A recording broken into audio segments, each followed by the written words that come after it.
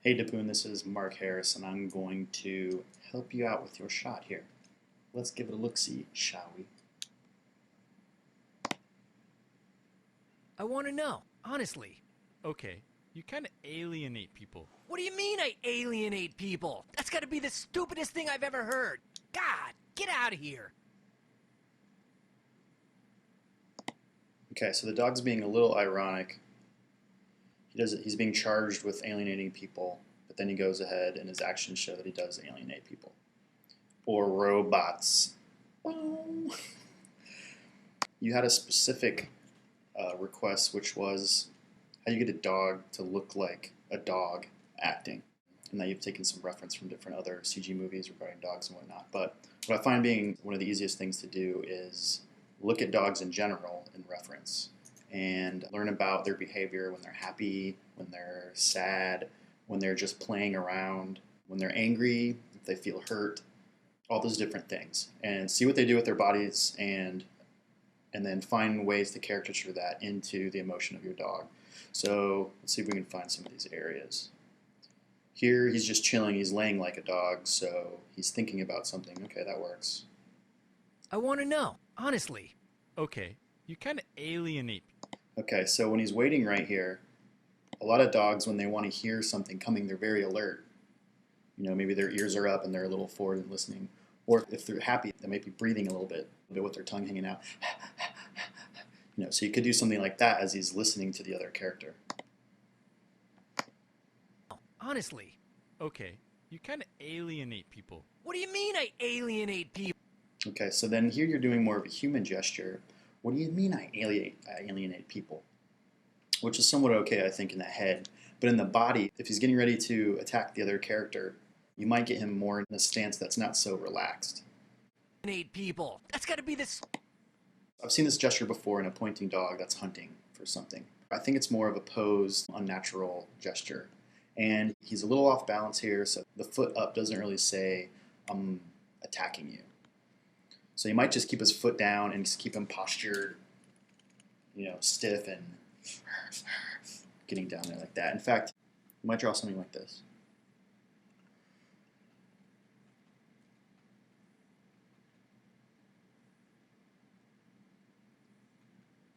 Let's put his head down, his ears back, he's attacking. Keep his arms forward. You can keep these other legs here, I guess, like this. But if you get this straighter, head down, snarly look, maybe more snarly in the lips. This feels okay. You might keep his tail a little bit down. That's more of like an attacking type of thing. So stay more within this pose and more grounded overall. I've ever heard.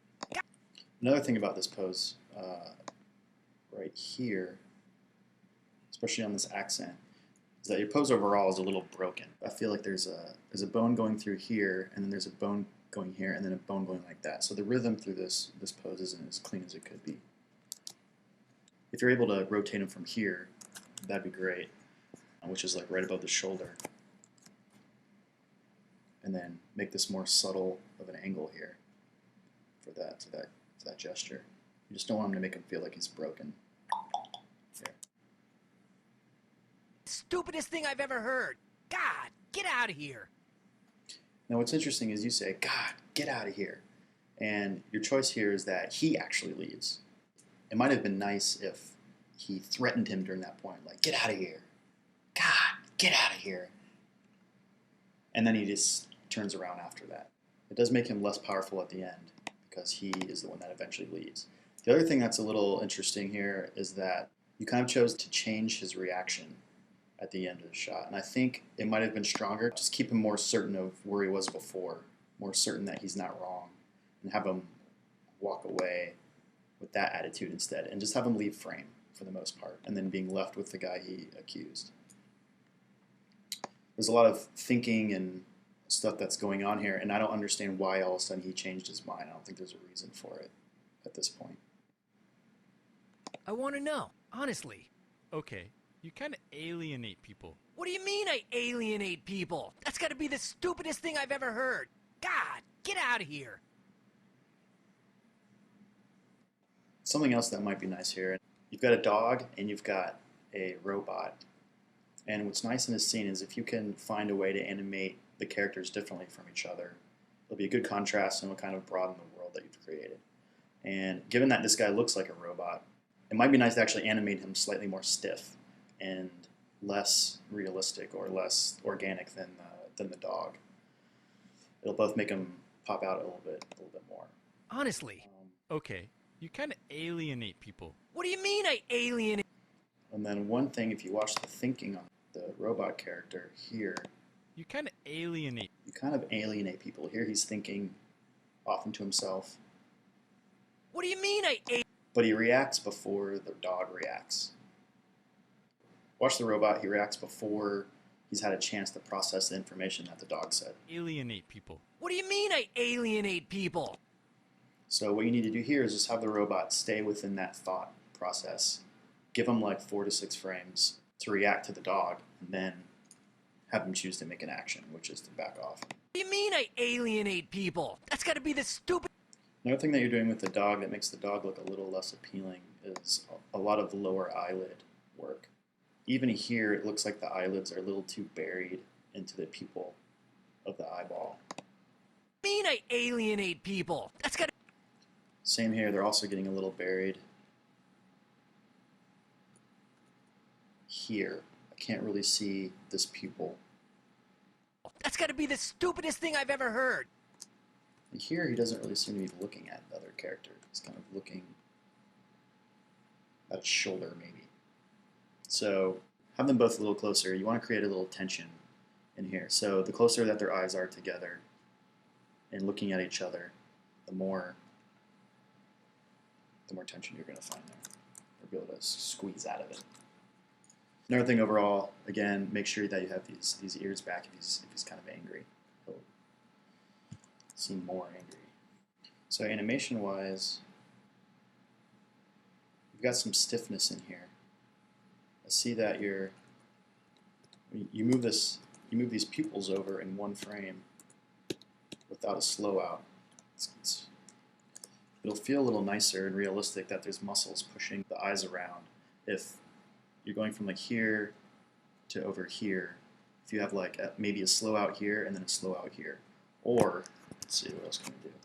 You can also try, if this is your first frame, this is your second frame of where the eyeball's at, just put a slow out, slightly closer to the other eye. If the eye's traveling the full distance across the width of the entire eye, it might take a few more frames. You might have something like this. There's a slow out, middle frame, or a slow out, middle frame, slow in, and then the last frame. That's how darts usually are. They're not usually that quick within one frame. So at least one slow out for your eye dart.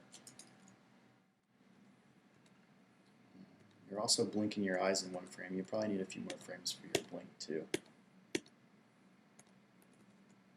I like the idea of 2 frames closed for the eyes, but it was also nice too if you got 2 frames.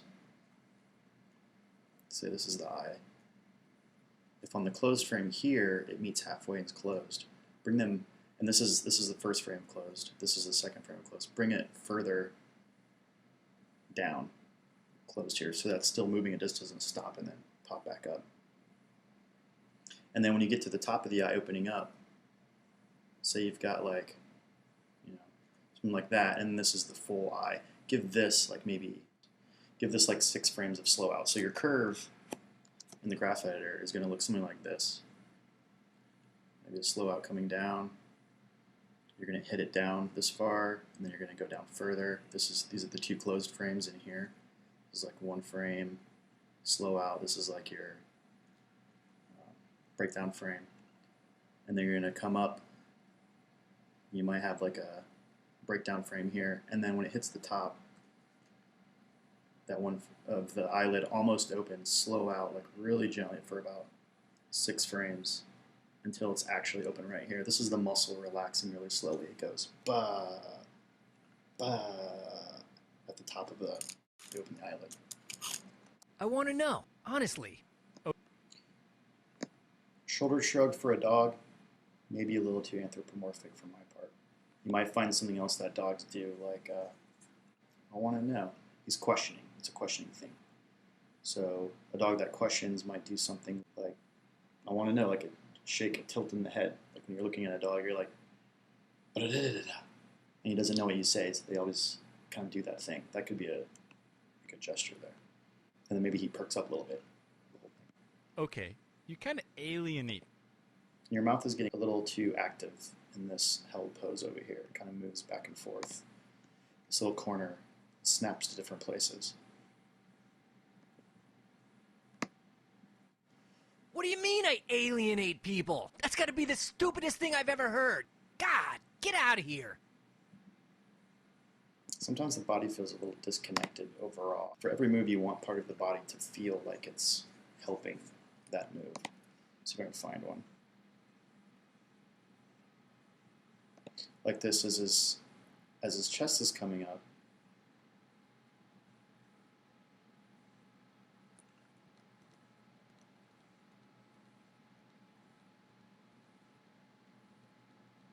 I'm not seeing these legs move at all back here. So you'd imagine they'd kind of, all that weight coming back, they'd kind of go, something like that. These are the kneecaps. I like that you've got an arc in the back changing here. That looks good.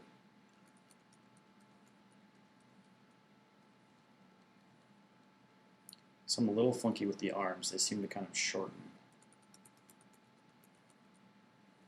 Really long here, and then they shorten as he scoots forward. Here's a bit of chatter as he gets ready to stand up. If you watch the arc of the nose, it kind of comes down, but it seems to move at the same rate as the root of the body and the butt coming up.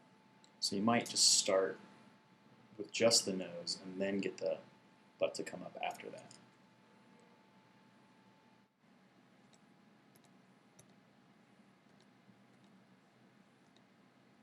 This is kind of extreme if I'm watching the nose. Nose kind of starts to come down. It's got a nice slow out into its position here. And then in one frame it jumps up really sharply right here. That's probably too, you probably need another slow out frame for that. Then it comes up again. So massage that a bit. And then you've got a little, kind of, the arc that it makes jumps up to the left. It starts to create something like this and then juts this way. So you can smooth out that arc. Then as his nose comes to the left side of the screen, this jump is pretty huge right here. So you might massage some of that spacing in there. This is another huge jump. Then you're slowing out to the bottom, looking at the nose again, and then you're starting to come up. And between here and here and here, you could probably slow out of that a little bit too. So overall, go through the nose, check a lot of your arcs, and then do the same thing with like the shoulders, the forehead. Maybe you track the arc right between the eyes. Track the arcs in like the wrists, the back of the right where the tail joins, maybe the tip of the tail. I want to know, honestly.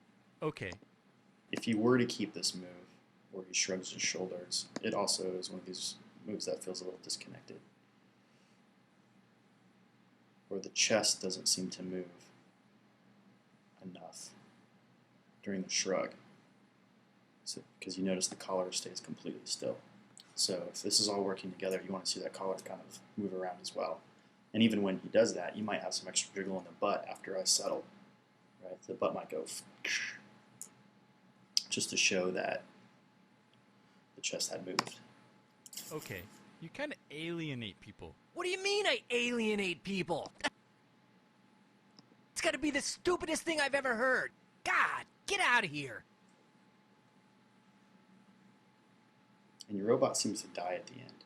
So you might put a little bit more natural movement in there as he's waiting around. God, get out of here. What's also helpful is when you're moving the eyes around, especially if you're looking from like one side, if you're looking from one side of the screen to the other, is like this. So you're over here, you're over here, and then you look this way. You just might want to mimic that in the brows just a little bit. So if your brows are posed like this, opening up to screen left here, then you might kind of slightly pose them like this, opening up to screen right on the other side. Hope you can see that. Just so that we see the brows move a little bit with the eye, it keeps the whole face feel connected and fleshy. I want to know, honestly. Okay, you kind of alienate people. Here you've got a wagging tail. So it suggests he's happy there. But if he's curious, he probably wouldn't be wagging his tail, I think. He'd probably keep it still.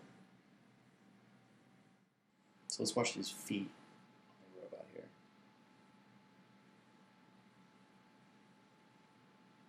There's no rotation to them. They only translate back and forth.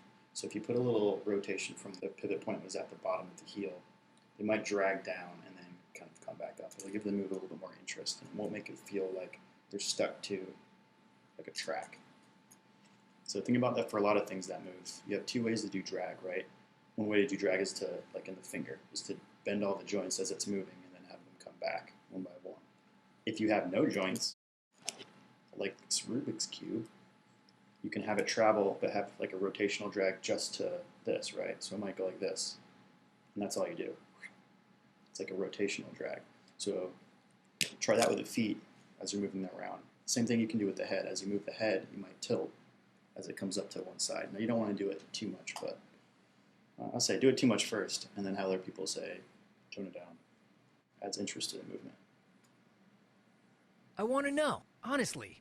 Okay, you kind of alienate people. What do you mean So if you watch, let's watch this hand right here. To make this feel fleshy, you could probably put a little bit more life into it. When you strike a pose with your hand, it's kind of hard to make it stay completely still. The muscles want to relax, so after a while, these are going to slowly kind of come back in on each other. So you might do that as you're waiting for your pose to finish. Bah! And then watch it kind of die out a little bit. And this happens in the brow movements too. Brows have a hard time staying in their shape. They want to slowly relax back into a more natural shape. So you can overshoot and kind of slowly go into your final pose hold. alienate people? That's gotta be the stupidest thing I've ever heard. God. So in general, with his nose, you do a curly Q, shape, from here to here. Kind of curly Q around like this, and I think overall you could probably smooth that out. It tends to kind of strobe. I want to know, honestly. Okay, you kind of alienate people. What do you mean I alienate people? If you've got controls to spread out the feet as they take weight, might be nice to add that in there to make him feel like he's touching the ground and being more physical. Anytime you get a chance to interact with the props around you, even the tree, for instance, and do something specific to the prop, the way that you hold the prop, or the books even. The more specific you are with holding the book, the more you're going to believe the world. So if there's also a point where you can interact with these books by maybe he throws the book down and it runs into these books, or his foot somehow touches these books, it'll make the scene seem more believable as well. Alienate people. What do you mean I alienate people? That's gotta be the stupidest thing I've ever heard. God, get out of here. So when you go into a pose, just make sure that nothing locks, that you're getting a little bit of pixel buzz. The easiest way to do that is to just have a pose that you're starting from, you're going into, and then if you hold a pose for this long, move this guy up and slow into that really slowly. Probably do it less than that a lot of times. This is generally how long. Super slow out. So this is you holding the pose, waiting for this to change for the next pose. But this will keep things moving and kind of pixel buzzing. And so you can push this up too. This could go a little You get a little higher and a little less as you get in here, but it's microscopic. You just want pixels to fuzz.